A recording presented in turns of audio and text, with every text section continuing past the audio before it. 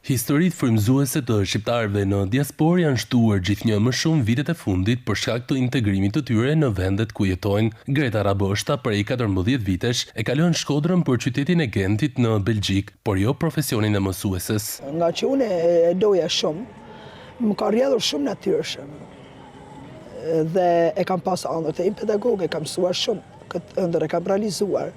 Kam qenë shumë e lumtur, shumë e lumtur. Integrimi në jetën e një vendi të zhvilluar si Belgjika nuk ka qenë i lehtë, por Greta ja ka dalë mjaft mirë. Ajo jep kontributin e saj edhe në mësimin e lëndëve bazike për komunitetin shqiptar. Jam përpjekur shumë të jem kjo që jem sot.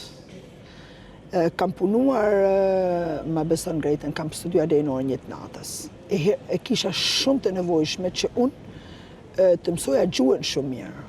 Të isha e pavarur ekonomikisht siç kisha qenë në Shqipëri.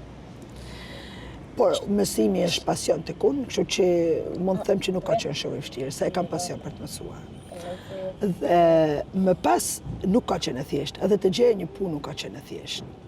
Belgjit janë shumë të sjellshëm, por janë racional, janë të ftoftë dhe po themi pavarësisht se unë mund ta kisha CV-n më të mirë, ato zgjedhin belgun e tyre. E lindur në Shkodër, Greta Raboshta për vite me radhë ka kontribuar si pedagoge në Universitetin Luigjë Gurakuqi për lëndën e biologjisë.